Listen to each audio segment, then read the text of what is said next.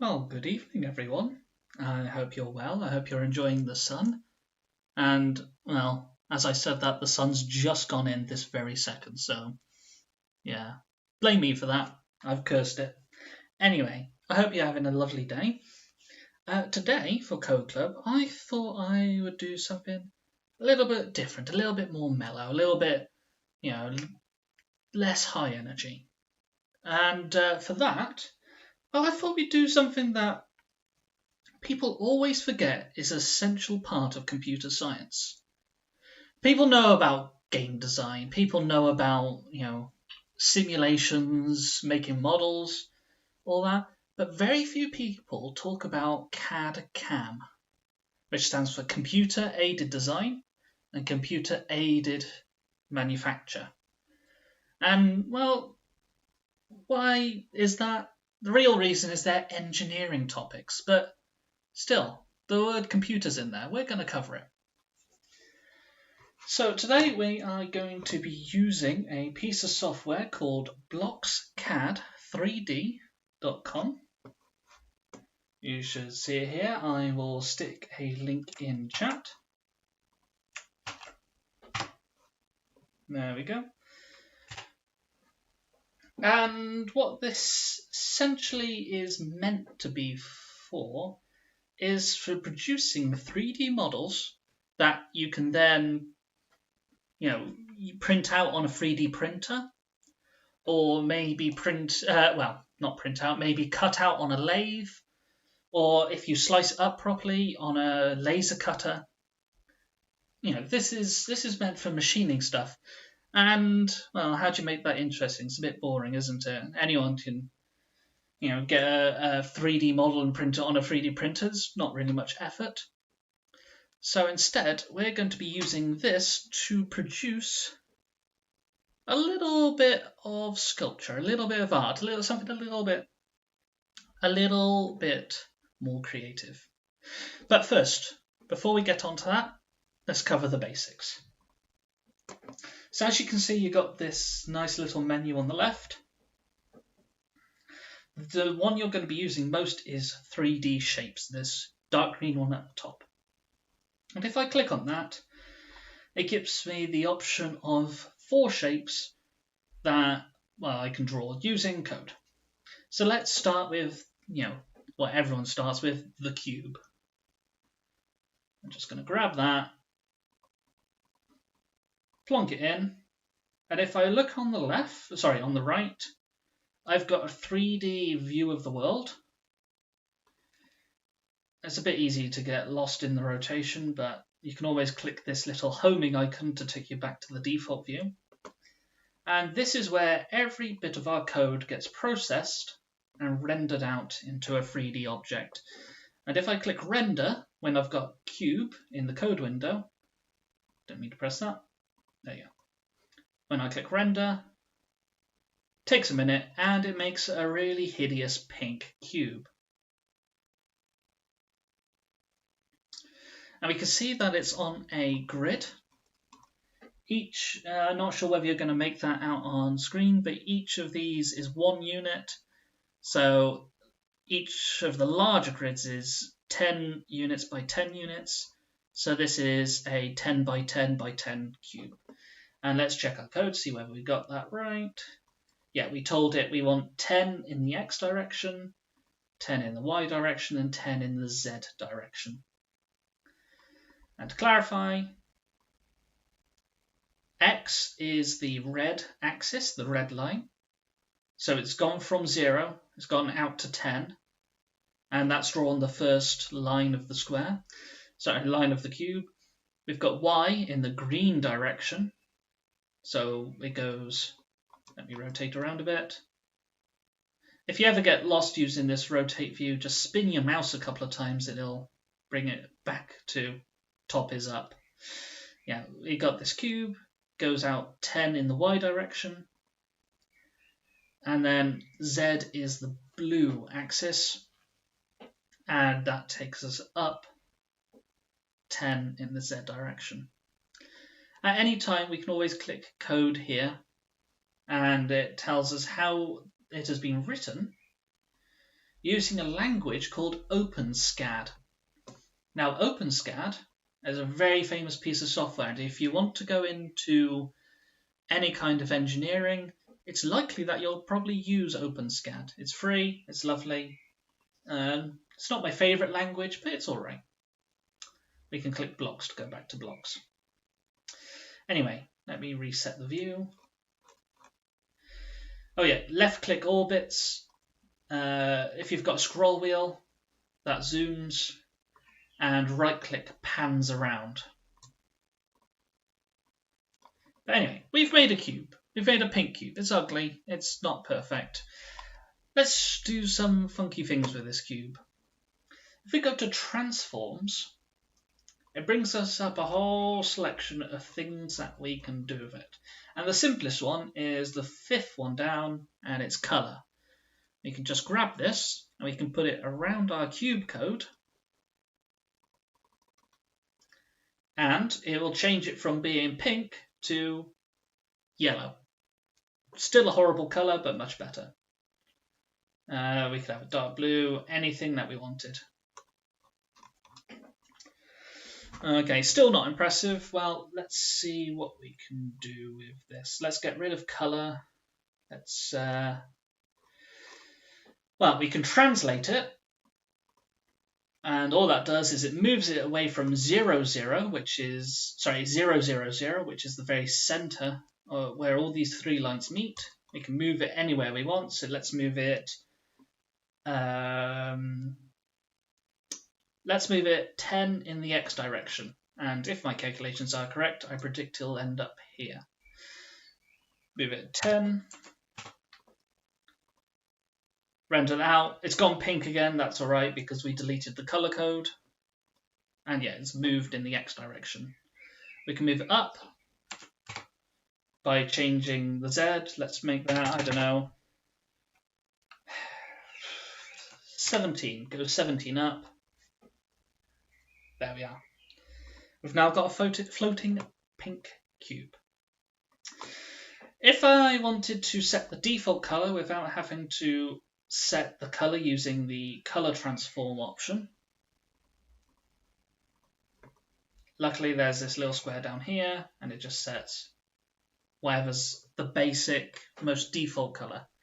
And I'm going to stick to grey because I'm boring, and because I'm boring, my hair's going grey, you know. Isn't really, but I like to think it is. Anyway, enough babble. We've made a cube. So what? It's a cube. In fact, we can make it centered. Let's see if that's any more interesting. No, it's just put it where the center is on 0, 0, 0, the origin point. Okay, let's start mixing up. We could have a cube, we could have a sphere.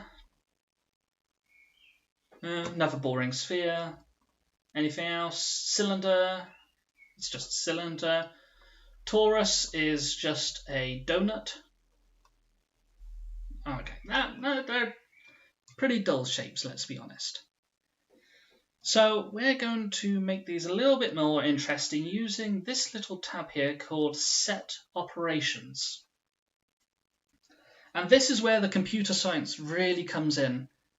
This is a little bit of set theory. And, well, we don't teach set theory until university level. And it's, you know, it's a mathematics thing, but it's mostly interesting. I'm just going to blast through and explain what these four things do. We've got union, difference, intersection, and hull. And if I go down here, the first one, union, basically joins two shapes together and makes them one big shape. That's nice and easy to understand. You just get one shape, you get another shape, you add them together. Difference means you take all, imagine the shapes filled with, imaginary dots, imaginary pixels, imaginary parts, or imaginary points. You take all those points away from shape A that are along that are inside shape B. It's basically shape A minus shape B. So you take the set of points that are in A, and you basically take any away from those that appear in set B. So that's why this part of the Venn diagram is empty. That says difference. It shouldn't say difference. It should say intersect. Intersect is the bits of the shape that appear in both shapes. And hull, or convex hull, it's sort of like putting a 3D elastic band around a pair of shapes. It makes a bigger shape, and all the inny bits get covered. And I'll show you. It'll be easier once I explain it. Do I want to save? Probably not. Anyway. So what do I mean? Well, let's start with union. I'm going to make two shapes. I'm going to have a cube. And I'm going to make it centered. I'm going to get another cube. And I'm going to make that centered. Yeah. Let's move one of the cubes away from the center. Only by a little bit. So to move things, we need a translate. Let's move it, let's say, 5 units in the x direction, and let's move it 3 units in the z direction. If I render that out, we should see 2 grey cubes. And there we are, we have 2 grey cubes. Now if I try and move my camera inside them, oh, it's not showing what I thought it would. I thought it'd show the internal faces, but this appears to be a lot more efficient than I thought it was. Anyway, what happens if we add them together? Well, if we go to Set Ops and Union, it should look exactly the same, because we have them in the same position, but it now treats them as one singular shape, one singular object. So when they were separate, I couldn't apply the same to both of these at the same time, but when I union them together, they almost act as if they're one object. And that allows us to, make them a color. They are now one object together, rather than 2 separate ones. Okay, that's union. That's all well and good. Now, what about set difference? If I go to Set Ops and Difference, and I put cube number 1 in slot number 1, and cube number 2 in slot number 2, what it should do is it should take cube 1 and cut away from it everything that appears in cube 2. Now, remember, these are going to go back to grey, but if I'm thinking correctly, I should have a kind of 3D L, the letter L. If I click render, there we have it. I've got cube number 1 with cube number 2 taken away. And that's how we get that. We can make some interesting stuff of that if we were to get rid of this cube and make it a sphere with radius, let's go radius 5. And I click render. See, it's got a sphere and it's taken away a chunk from it, the chunk that featured in cube number 2. You can use that to make some really cool shapes. Yeah. Now, let's go on to Intersect before I show you that one. Intersect, basically, instead of cutting one away from the other, we'll instead choose all the points that are shared between both. So let's get rid of Intersect for a second, just to show you what it looks like with both. We've got a cube stuck inside a sphere.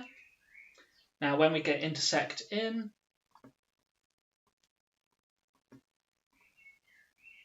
it makes a shape out of all the points that were both inside the cube and inside the sphere.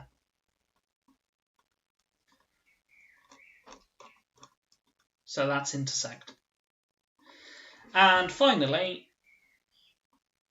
let's get rid of the set operation. So we're back with a cube and a sphere. Finally, we will do Convex Hull, which, if you've got two shapes on a piece of paper and you put an elastic band around them, it would form the outline of the shape. Now, the same works in 3D, it's just a little bit trickier to think about. If we get hull, and we put both shapes in, it should join up this corner with there, this corner with there, and so on, to give us something that looks a little bit like that. It's kind of made a mashup of the two shapes. It's made them a sort of weird hybrid. Not sure how well that's coming across, but yeah, there you are. It's all the outermost points of both shapes together, with no innie bits. And by innie bits, I mean, you see this? It's an innie bit, because if I drew an imaginary line from this point to this point, it goes inside that imaginary line. Anyway, that's enough boring maths. Let's do the fun part. Let's actually make something that looks marginally cool, at least in my opinion, using this. So I'm going to delete everything, and I'm going to re-render just to clear the plane, just to clear my head. Let's make sort of something a bit like a Sierpinski cube. I'm sure I've mispronounced that, but without the fractal nature. So, basically, let's start with a cube. Let's make it not centered. Sorry, centered. Let's make it 20 big on all sides. 20, 20, 20. And there we are. I've got a nice big cube. It's a boring cube, but it's a cube nonetheless. Now, what happens if I wanted to make this cube hollow? How would I go about doing that? Well, to do that, I need to carve away some stuff from the inside. So I'm going to need a set difference. So I'm going to get out my set difference. Put cube in the first one. And let's say we take out, let's take out a chunk out of the middle. And to do that, I'm going to choose a shape to take the chunk out of with. Let's use another cube. And let's make this other cube. Let's make it slightly smaller in 2 of the dimensions, but keep it the same in 1 of the dimensions. So let's keep it as 20 in the X dimension. And let's make it smaller in Y and Z. Let's make it only a little bit smaller. Let's make it, let's say, 18 smaller in the Y direction and 18 smaller in the Z direction. Okay, and it needs to be centered as well. I forgot about that. Okay, let's render it out. And it's given us a hollow box, a hollow tube. And that's all we've done is we've made a cube that is 20 by 18 by 18. And because this Y is, for the outer cube, is 20, and this inner cutout is 18, this gap here should be 1, because it's 1 on this side, 1 on this side. That makes 2. 20 minus 18 is 2. Okay. Fancy enough. What happens if we were to do it in a different direction? We did that in the X direction. We did that by leaving X being the longer one, being the size of the original cube. Let's make that the same for the Y direction. So to do that, I'm going to click plus on this difference tab. Sorry, on this difference operator. And it gives me another thing I can minus away. And if I minus away another cube, and to do that, I'm going to duplicate this one to save me having to write out all those 20s again. If I minus another cube, but instead of leaving it the same in the X direction and changing the Y and the Z, I'm going to change it in the X, leave it the same in the Y, and change it in the Z. So the first cutaway cube, we've got 20, 18, 18, and the second we've got 18, 20, 18. And when I click render, we've now got what looks like, a kind of a mirrored table. You could call that a frame, I suppose. Foundation, I don't know. It's a shape. It's just some kind of shape. Interesting one. Finally, let's make this a bit more fun. Let's just cut out the rest, and as I'm sure you've already worked out, it's as simple as going to the plus on the difference, getting another thing to take away, and taking away another cube, but instead of taking it away in the X and the Y direction, sorry, we're going to make it smaller in the X and the Y, but we're going to leave it the same in the Z.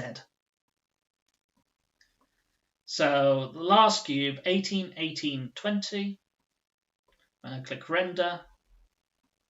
There we are. I've got a nice frame.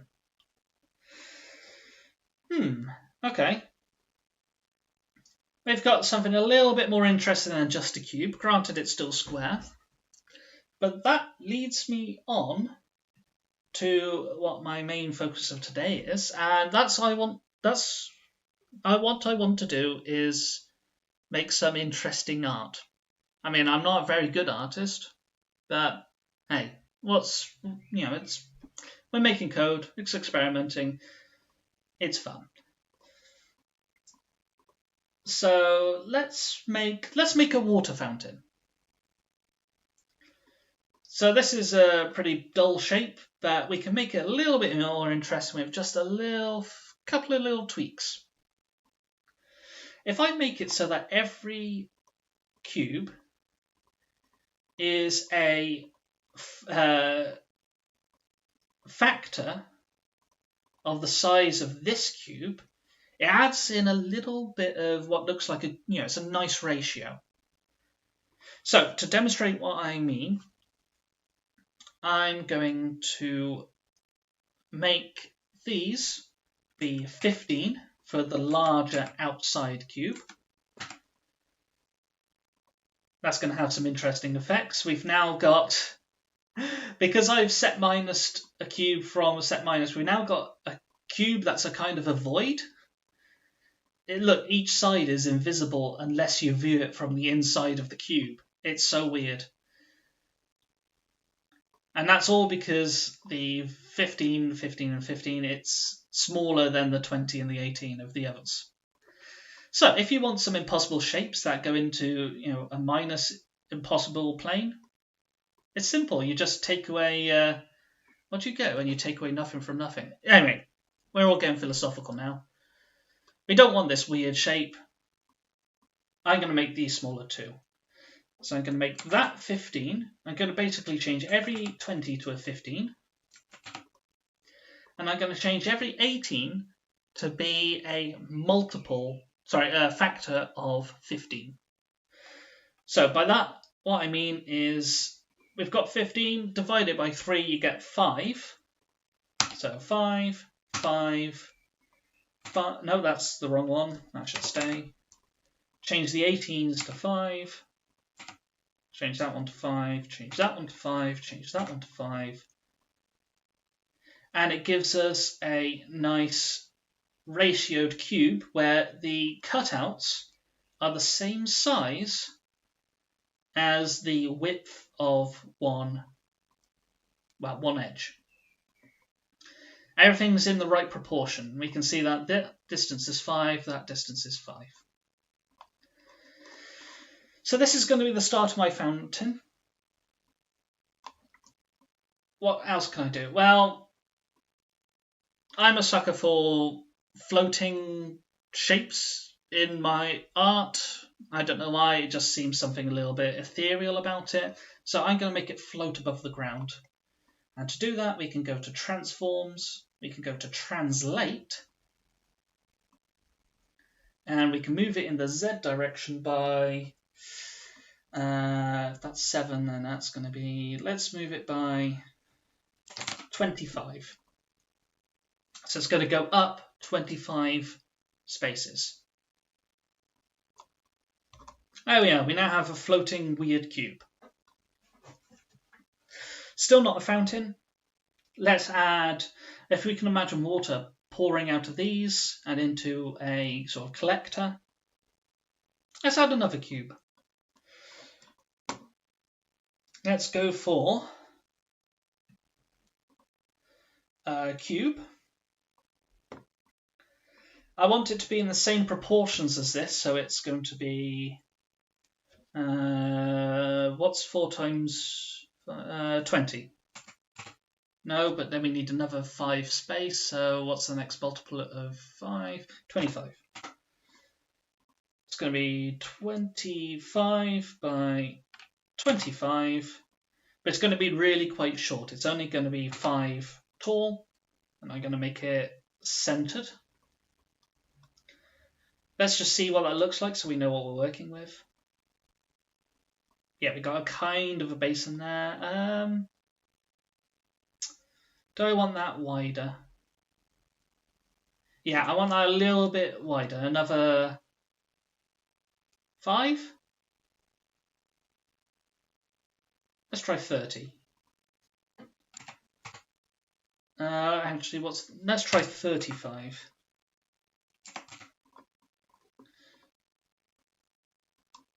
Yeah, that looks a bit better to me. Okay. We can see that it's also floating halfway from the floor. It's being clipped by the floor. It's being intersected by the floor. We need to fix that, so I'm going to go to Transforms and Translate. And because it's 5 tall and it's halfway through the shape that hits the floor, I need to raise it by half of 5, so 2.5. There we are, it's now sitting flush with the floor. Let's make it a bit of a pond. Let's cut out a bit more out of this. So if I go to Set Operators and Difference, because we're doing a cutout,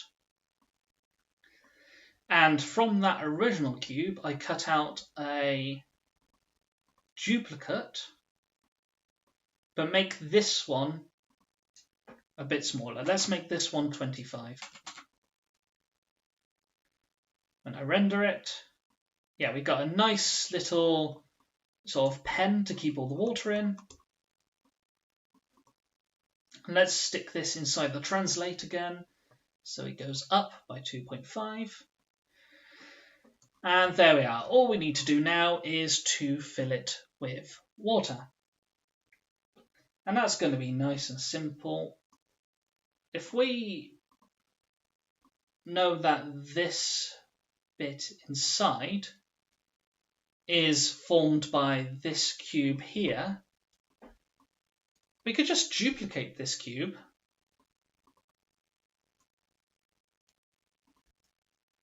which it has done, but it's also dropped it down. We'll sort that in a bit.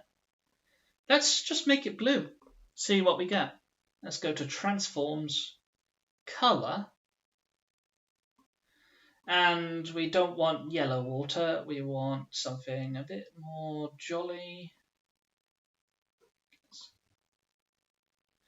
There, that looks a little bit watery. but sticking out the bottom, so let's make that a little bit shorter. Let's make that cube only be 2.5. Okay, it's still sticking out the bottom, but we can raise it up so it looks almost a little bit full. We can actually add it into this translate block. If I click the plus, I can put more in there. Just stack it in. Let's click render. There we are. We've got a nice little pool of water and a fountain out there. And, well, I don't really have the time to do it, but if you wanted to alter this, you can have a little bit of water pouring out of here.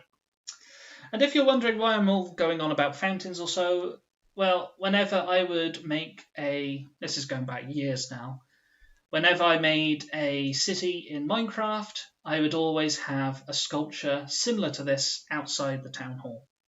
So you could either make your fountain using this software or give it a go in Minecraft. It's good fun, that one. Okay. We've got that. That's a great start. But I want more. I want something a little bit more impressive. So what I'm going to do is I'm going to right-click on these and I'm going to disable these blocks. And it doesn't delete them, but it means that they don't render anything. So I've disabled this one. When I render it out, we can see the top one has disappeared. And I'm going to do the same with this one. And to make it give us a little bit more room, I can also right-click on them and collapse block. And right-click and collapse. And that's just a nice, neat way of being able to keep your stuff still in the same project without having to change projects, but also out of the way and forgotten about. So when I click render, we're back to the start. Now, this is the bit where I get excited because I get to talk about my favourite artist. Let me just switch over to the other camera. So, I love MC Escher. And he's very well known for making some very impossible drawings. But I'm going to try and replicate his non-impossible geometric stuff. So we can see one of his impossible drawings here. This is waterfall. Take a moment to glance at all the weirdness. But that's not the bit I'm interested in. It's these bits on top. I want to try and make these shapes. And in fact, there's one of his that is even more geometric. Got Belvedere. That's quite a nice one. Can't remember the name of that one. Platverman. There we are. This is his piece of work called Stars. I'm going to show you how to make each of these, well, a couple of these interesting, unique shapes. We've got is that a pentahedron down there? We've got a tetrahedron. We've got a cube. We've got that's the one with parallel, rhombohedron.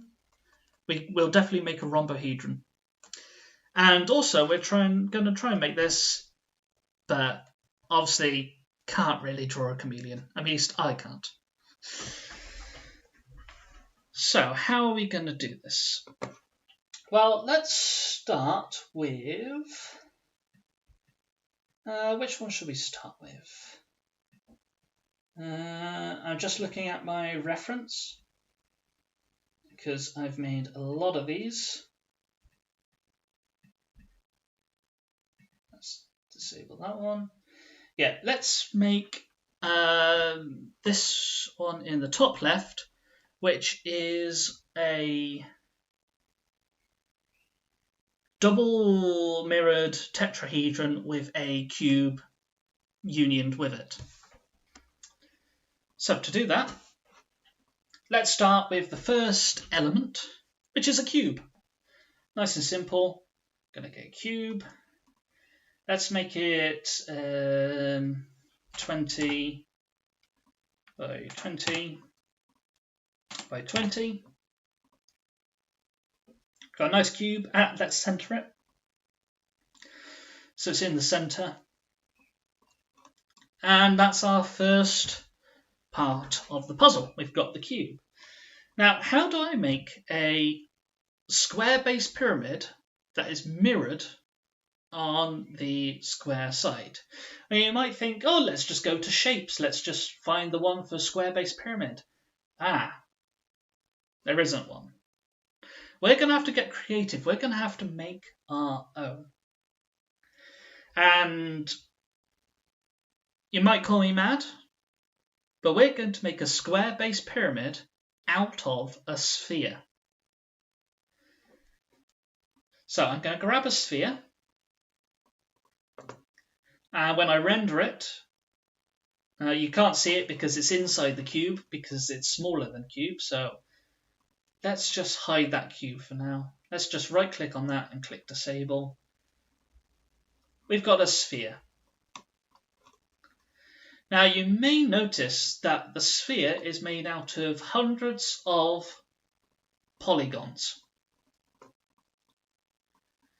And whenever you play a 3D video game, or whenever you watch the Hulk, smash up stuff in an Avengers film, or whenever you watch, animation or a cartoon, what you're actually doing is you're watching lots of polygons, but the polygons are so small you can't see them.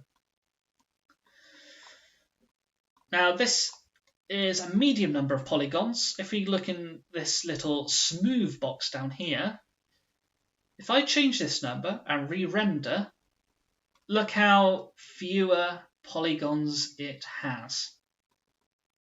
It's much more rough, it's much more unrealistic looking. It doesn't look like a sphere. And if I click high, it takes a while to render and it gives us thousands more polygons. And we can see with how long it took to render, that's basically a demonstration of how one video game might not work on your computer because your computer's not fast enough, or why a simple game might work a lot faster if it looks a lot uglier. And that's all to do with the number of polygons that can be seen, because it takes a little bit of processing power to draw each polygon. I'm just going to click this back to medium because that seems to be what my computer could cope with. So what can I do with that? Well, how do I get a square-based pyramid mirrored out of a sphere? What happens if I have the radical idea of forcing a sphere to have a really low number of sides? At the moment, the sphere has hundreds of sides, hundreds of faces. I'm going to force it to have a really low number. So to do that, I'm going to go to Transforms, and where it says Sides, down here, this is the little tool you use to force a shape to have a certain number of sides. It doesn't always work, but if I click Render now I've given my sphere apparently 8 sides. It's given us a sphere with, that's more than 8, but it's closer to what we need. If I turn that down even more and I change that number of sides to 4, and click Render, there we are. We have a square-based pyramid with another square-based pyramid stuck on underneath. I'm sure this has a proper name. I don't know. GCSE Maths was several decades ago. Well, it feels like several decades ago. I can't tell you, but I'm just going to call this 2 square-based pyramids stuck end to end. Now, if we get our cube, and we make our cube visible again, and we go to Set Operations and a Union, we can join these together. Oh, the cube's a little bit too big. Let's fix that by changing the sphere radius to 20. And there we are, we have our first geometric shape. And it's a nice little one with lots of kind of triangular faces. Yeah, it looks kind of neat. So if we're going to be replicating this image, I need to get this over in the distance and out of the way. So yeah, maybe I'll do that. Shall I do that at the end? Yeah, I'll do that at the end. We've got our first complex geometric shape. Okay, as with the fountain we made before, I'm just going to right-click Disable and right-click Collapse. It's still there, it's just we'll come back to it when we want to put everything together. And I'm going to click Render and clear it out completely. Okay. Let me just clear up a couple of things. Disable that. Disable that. We've got that already. Disable that.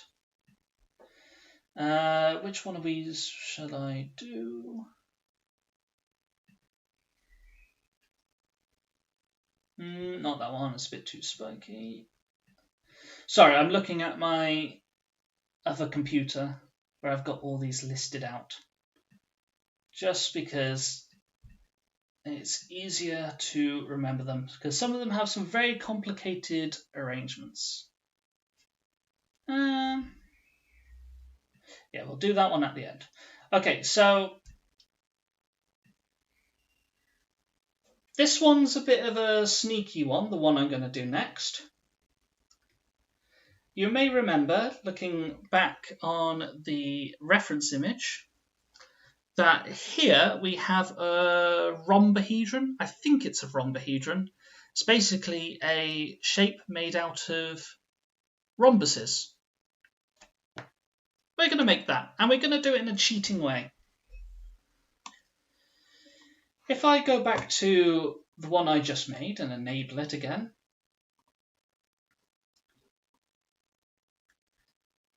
what do you notice about the points? If I were to get an imaginary tape measure and measure from here to here, we can see that this is longer than this tool side here. So what do I get if I join this point to this point to this point to this point? I get a rhombus shape. So how can I do that? Well, I've already showed you an example. Let's expand that block. What happens if I were to wrap it in an imaginary 3D elastic band? And for that, if I go to Setups and I use the Hull option, I can click this inside the hull. We don't need to fill in the width section at all. But when I click Render, you should see this changes from a nice geometric shape to a rhombohedron. And a pretty cool one on that. Sorry, I've got it upside down. There we are. I hope this isn't causing as much seasickness for everyone as it's causing me. But there we are. We've got a nice rhombohedron. So let's go back to this. I'm going to take that out, but I'm going to duplicate it and then stick it in my hull. So now I've got two different shapes. So I've now got two shapes to add to my thing. We can disable those and we can collapse them. Okay. Let's add something in a little bit more fancy. Now, Escher was really fond of his kind of star shapes.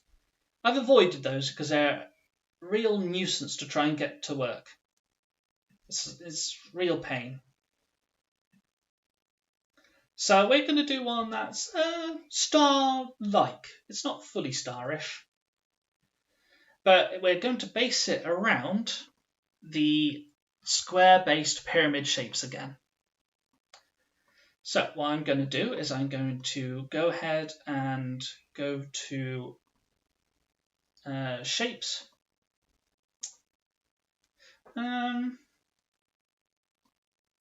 Actually, there's one I want to show you just before I cover that one.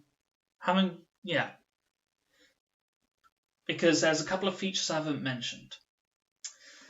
So this is a slight deviation of topic, but if we look in transforms and scroll down, we can see that we've got some interesting shapes. We've got taper, which is used for making cones. We could have used that to make a square base pyramid, but I think it's easier to use the sphere method. We've got linear extrude. Now, extrude is a word that's used anywhere that you do 3D modeling.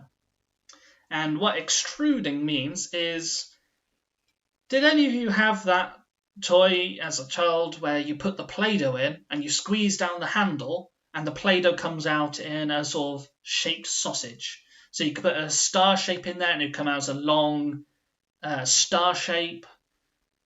Basically, extruding is all about taking a flat surface and you grab it and you stretch into a 3D shape.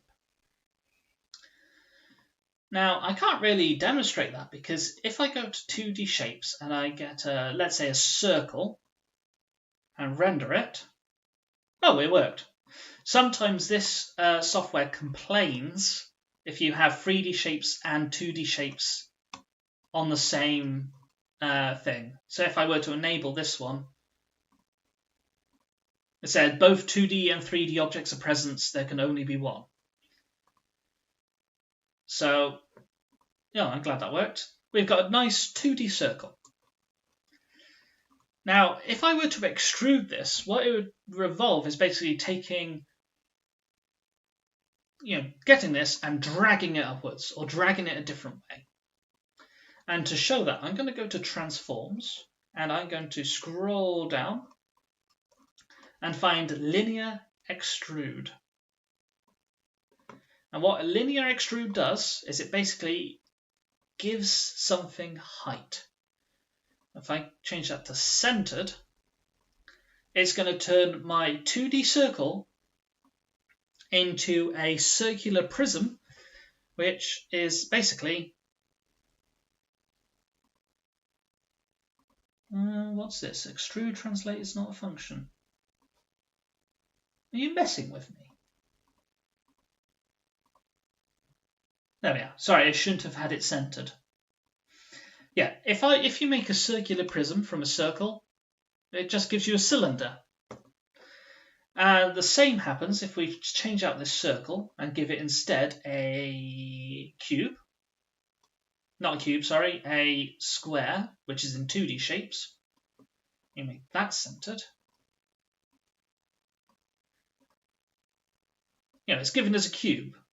But it's basically given as a cube using a square. It's just made a square 3D. And you might think, well, what's the point in that? What use does that give us? Well, if I make this height a lot taller, let's say 50, and I make it twist, then it adds a nice, interesting little flavour to it. Let's make it twist 270 degrees. And I click render, and it has given me a nice curvy spiral column. And this is called chirality. We've given, this is called a chiral square prism. And chiral basically means it's got a spiral. So it looks like pasta, looks like a helter-skelter slide. It's just like that. If I change this to medium as well, it gives us a lot smoother steps. You can see each of these is made out of a triangle now, which is pretty cool. I'm going to put it back. Let's see what it looks like on low. Low's also cool. Anyway, if I had 4 of these,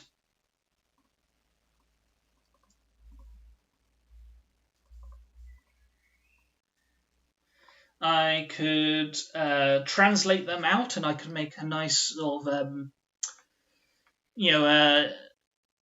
nice architectural thing. Maybe you've got a kind of dome held up by 4 of these.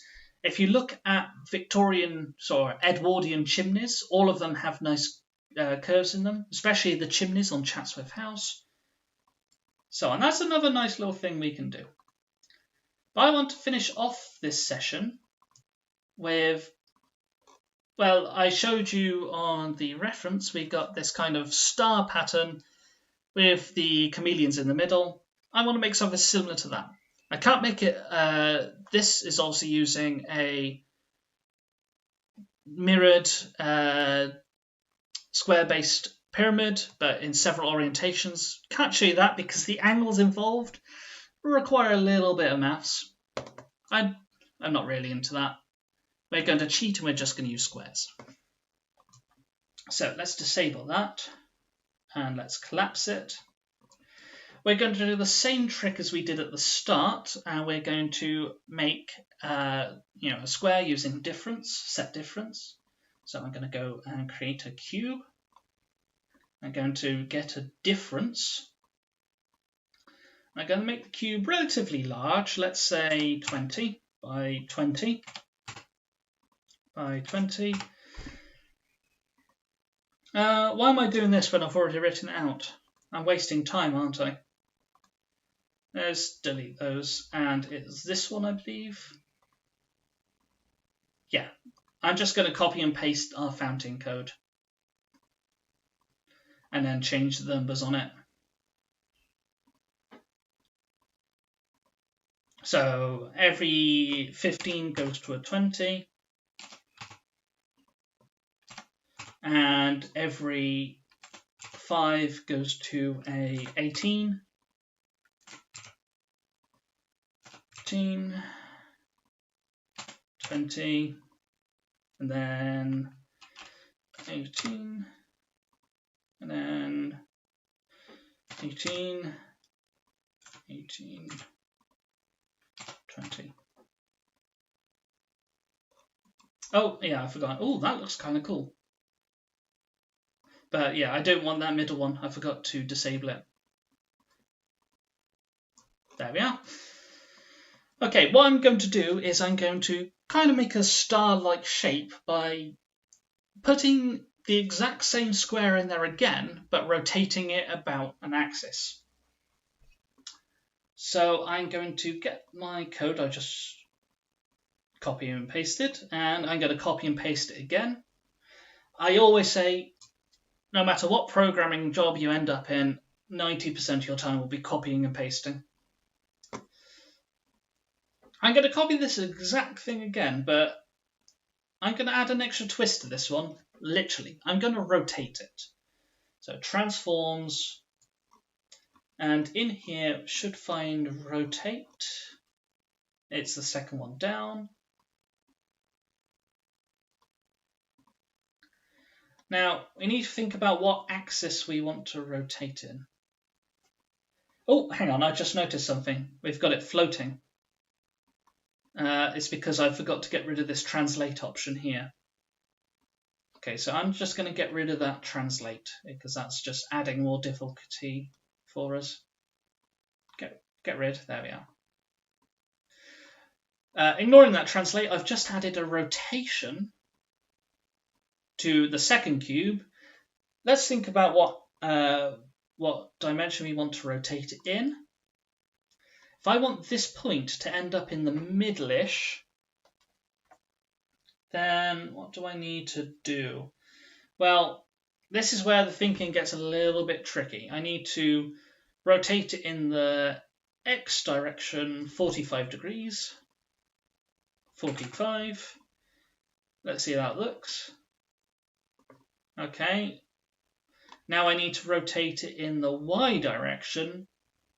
Well, it looks like I just need to rotate it 45. So you'd think by putting 45 in there, we get that point directly in the middle, but no. And this is an interesting quirk of cubes and maths in general. it's almost impossible to get a cube to kind of sit nicely within another cube. And it can be done, but I've tried all afternoon and it's just frustrating. And the closest numbers I was able to get were... Where are you? Enable. That's not the right one. Disable. Enable. Yeah, the closest numbers I was able to get were 35 in the X direction and 15 in the Z direction.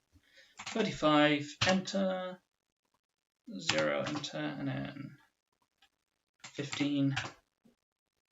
Now I render that out, and it hasn't worked. Why has that not worked? Oh, sorry, yeah, also 45 in the Y direction. And the reason it's such a pain to get these kind of looking nice is it adds together the rotations. And one way it can be sort of cleared up is you can... Oh. I do apologise. I realise I've been showing things on screen, but I've been talking... I've had the thing up all this time. Oh, I'm a right numpty. Oh, I'm so sorry, guys. And I'm not sure how much you missed. I can't remember when I last switched back to that. I hope it's not too long ago. But just to show things off, I copied and pasted my drawing a set minus cube thing, and then I've rotated it. If I want to rotate it again, then that's going to achieve a different effect. So if I change that to 0 and that one to 45, not quite. What if I change the rotates around? So put that in the middle, that on the outside. Yeah, basically, it's a pain to get cubes lined up. But that is about as close as I was able to get it. Not perfect. But what can I do with this? Well, I can't put a chameleon inside because I'm not that great of a sculptor. However, I do have a turtle. It's not a very good turtle. It's a turtle nonetheless. But when we're teaching Python mathematics down at TechnoClub Swansea, we have a nice little 3D printed turtle that we use, and I can actually import that. If I go to, where are we?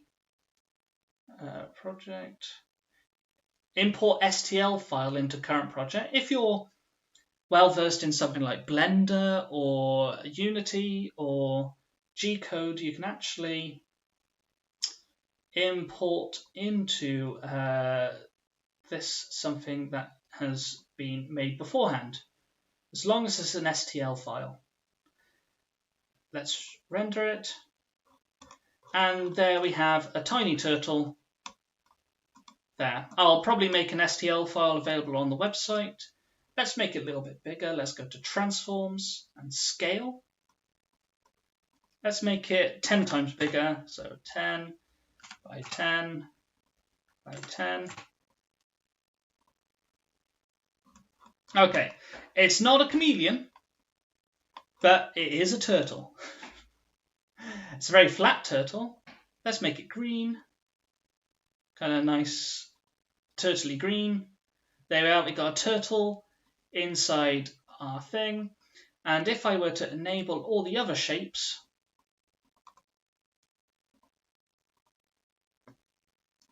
maybe not that one, I could have them dotted around,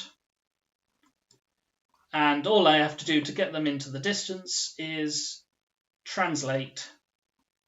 Let's say move back Y 50 and move up 20, and then move X another 50. There we are. Now, it's not the closest approximation, but it'll take me some time to do it, but I think you could agree that's getting close to being somewhat similar to that. And obviously, the professional artist, MC Escher, much better than me. But still, that's it in terms of code. Before I go, I must make an announcement. Next week, there will be no Thursday's Retro Code Club. The Wednesday one, I believe, is still going ahead. There'll be no Thursday one because I'm off on holiday. Well, still in lockdown, so it's not really holiday. It's just, sitting around at home, drinking tea. I'm putting my feet up. But, as I said, there'll be no Thursday night Code Club next week. I will, however, ask you to go to a certain link, and let me just find it. If you go to bit.ly/codeclub-survey, I'm going to type that in chat as well. And of course, my internet goes. I am looking for any requests. So if you want to request a certain topic covered, you can just write it in here. So say you wanted to learn a bit of Java or a bit of Python or a bit of something else.